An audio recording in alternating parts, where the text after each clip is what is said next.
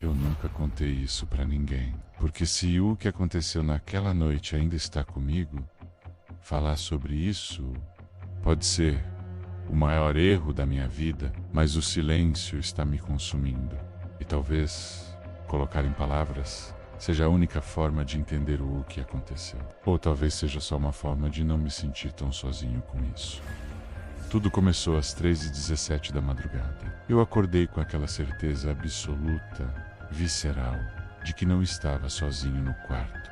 Não foi um barulho que me despertou, não foi um pesadelo.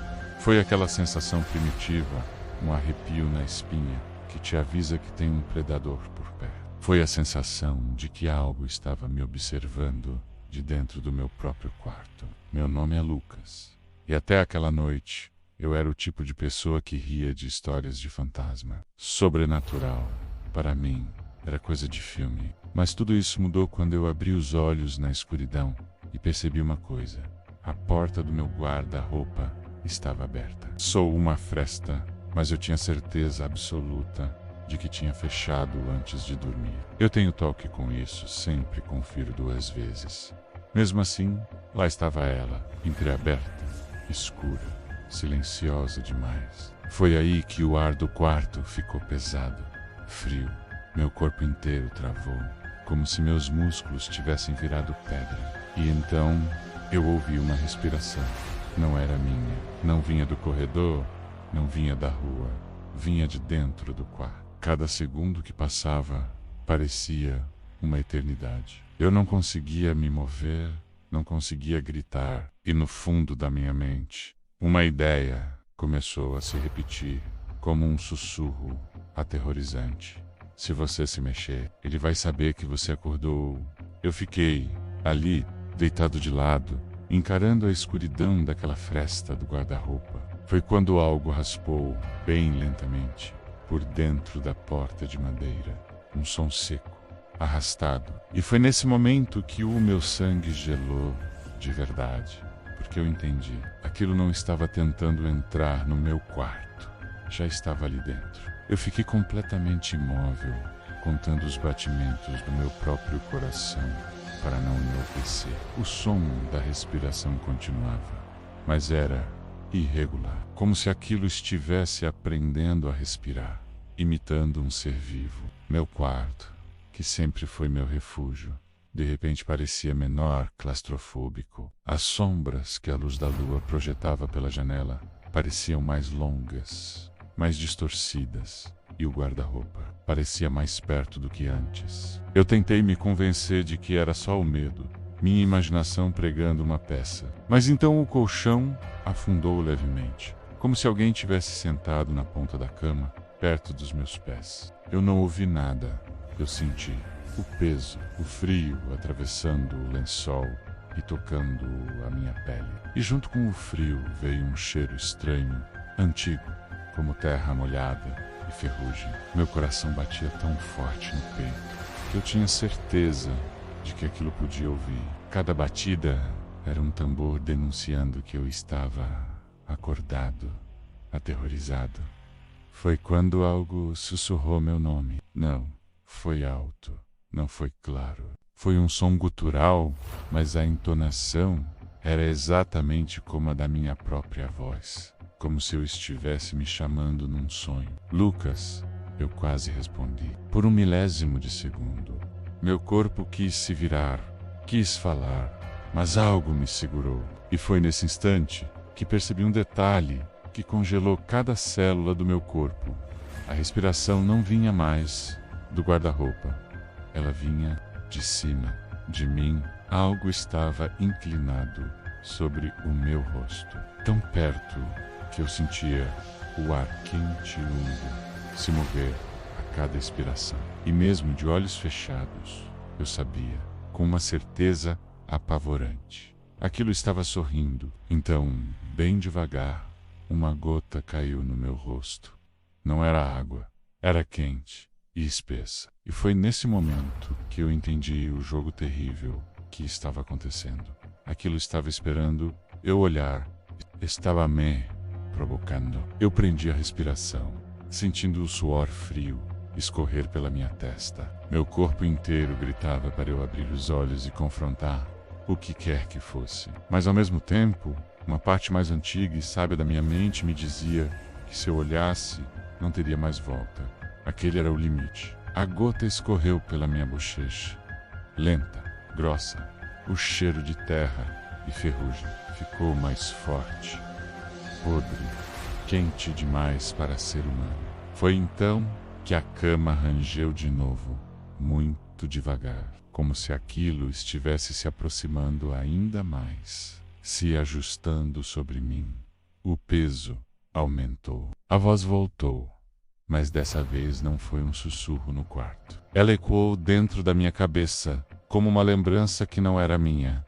Você fingiu dormir muito bem. Minhas unhas cravaram no colchão com tanta força que senti dor.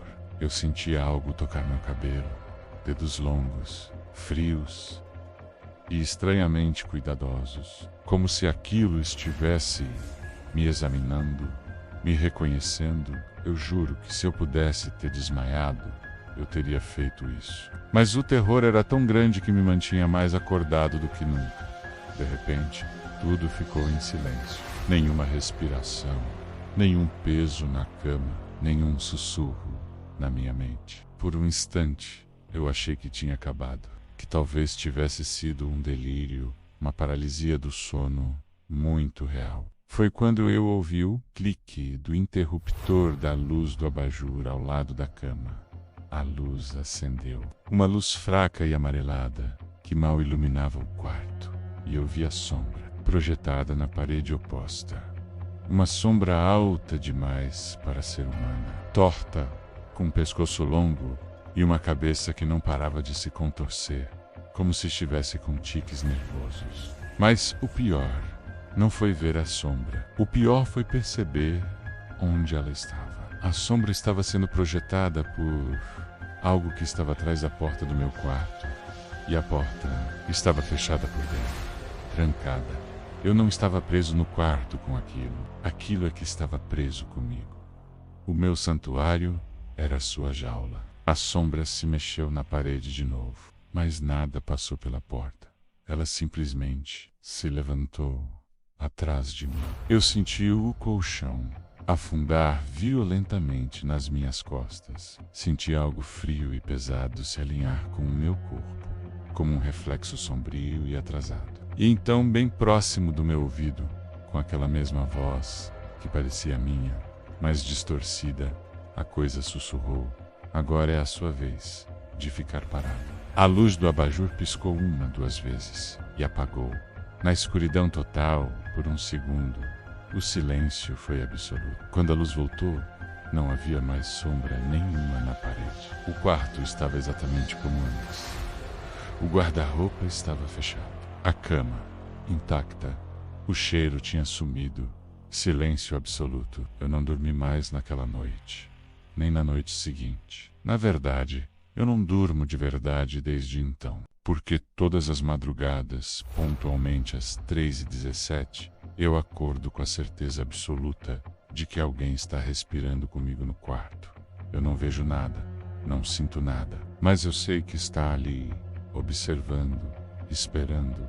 E hoje é o motivo pelo qual eu decidi contar isso. Hoje, quando me olhei no espelho para escovar os dentes, eu tive a impressão de que o meu reflexo demorou 1 segundo a mais para me acompanhar. Como se algo dentro de mim ainda estivesse aprendendo a ser eu. Antes de ir embora, lembre-se de uma coisa: nem toda história quer assustar. Algumas querem ser lembradas. Eu sou Mr. Armen, o guardião das lendas. Nós mudamos porque somos legião. Se este relato te fez sentir observado, então ele cumpriu o propósito. Curta, inscreva-se e compartilhe. Porque quanto mais pessoas escutam, mais fortes as histórias ficam. Eu demorei muitos anos para falar sobre isso. Não porque eu quisesse esquecer, mas porque cada vez que eu lembrava, meu corpo reagia como se ainda estivesse lá. Existe um momento na vida em que a gente entende que nem tudo é lenda. Algumas coisas não foram criadas para assustar crianças. Elas foram criadas para explicar o que ninguém conseguiu entender. Meu primeiro encontro aconteceu quando eu ainda morava no interior. Uma cidade pequena, cercada do mato, onde todo mundo se conhecia. Ou pelo menos achava que conhecia. Naquela noite, eu voltava para casa depois de ajudar um vizinho. Era lua cheia. E isso sempre foi tratado como detalhe, até deixar de ser. No começo, eu ouvi passos pesados, irregulares. Não eram de alguém correndo. Eram de algo que andava sem pressa. Quando eu virei o rosto, vi a silhueta entre as árvores. Alta demais para ser um homem, curvada demais para ser um animal comum. O cheiro veio antes da visão completa. Um misto de terra molhada, ferro e algo podre. Meu instinto mandou correr, mas minhas pernas não obedeceram. Quando ele saiu da sombra, eu entendi por que ninguém na cidade andava à noite em dia de lua cheia. O corpo era humano, mas não totalmente o focinho alongado, os olhos fundos, brilhando de um jeito errado. E o som que saiu da garganta dele não era um uivo, era quase um lamento. Eu não lembro de ter gritado, só lembro de correr e de ouvir as garras batendo no chão atrás de mim, cada vez mais perto. Consegui entrar em casa por segundos. Tranquei a porta, fiquei no chão, tremendo, ouvindo algo rodear a casa por longos minutos. No dia seguinte, ninguém comentou nada, mas um homem da cidade apareceu com o braço todo enfaixado. Disse que tinha sido um acidente no mato. Ninguém perguntou mais nada. Depois daquela noite, eu parei de duvidar. Mas ainda não sabia que aquele tinha sido apenas o primeiro aviso. Anos depois, já morando em outro lugar, achei que estava seguro. Vida nova, cidade maior, sem mato, sem histórias antigas. Foi quando começaram os pesadelos. Eu acordava no meio da madrugada, com uma sensação estranha. O quarto parecia mais escuro do que o normal. O ar pesado e meu corpo simplesmente não se mexia. Na primeira vez, achei que fosse estresse. Na segunda, medo. Na terceira, eu senti o peso. Era como se alguém tivesse subido em cima do meu peito. A respiração ficava curta. Cada tentativa de gritar morria na garganta. Foi então que eu vi, sentada em cima de mim, uma figura magra demais, pernas longas, unas enormes, o rosto velho, torto, com um sorriso que não combinava com olhos tão vazios. Ela não falava, ela observava. Eu sentia o peso aumentar sempre que tentava reagir, como se ela se alimentasse do meu desespero. Quando consegui mexer um dedo, ela desapareceu. O quarto voltou ao normal. Mas a marca ficou. Isso se repetiu outras noites. Sempre depois que eu dormia demais. Sempre depois de comer muito antes de deitar. Foi uma vizinha mais velha que me ouviu contar e apenas disse: "Você está sendo visitado." Ela não explicou muito. Não, precisou. O nome veio sozinho na minha mente. Pisadeira. Desde então, eu durmo pouco.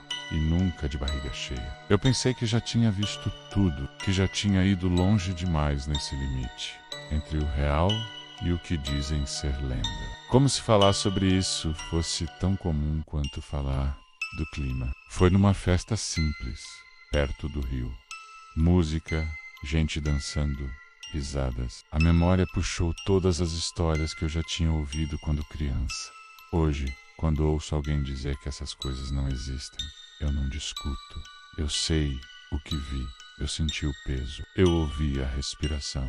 Algumas lendas não querem que você acredite nelas. Elas preferem que você esteja distraído, sozinho e vulnerável. E se você estiver ouvindo isso agora, à noite, preste atenção aos sons ao seu redor, porque algumas histórias não terminam quando são contadas. Elas apenas esperam a próxima pessoa. São Paulo é uma cidade de muitas cores, mas naquela noite a névoa era amarela. Uma cor doentia, como a de papel velho. Na parada da Consolação, Rafael esperava o ônibus, exausto. Quando o 777 parou, Ele não se importou com a pintura descascada ou com o silêncio estranho dos passageiros. Ele só queria ir para casa. Ao passar pela roleta, não houve o bip de sempre. O cobrador, um homem pálido, com olhos que não brilhavam, apenas acenou com a cabeça. Rafael sentou-se no fundo, sentindo um desconforto crescente.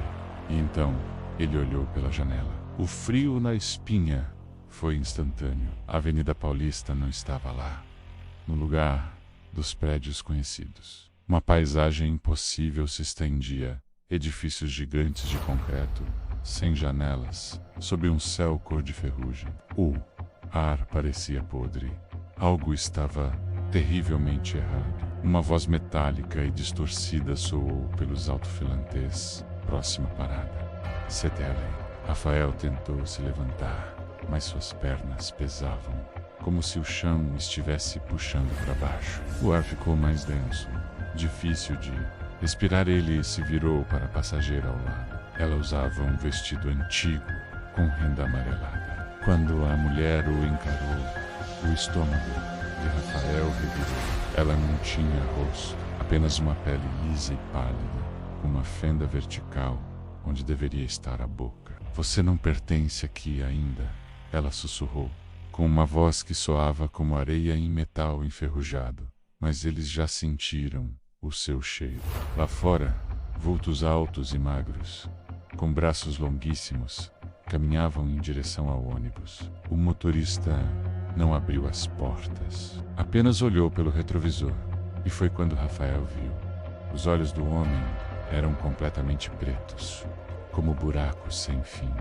E os vultos se aproximavam. O desespero tomou conta de Rafael. Ele começou a socar o vidro da janela, mas o som era oco.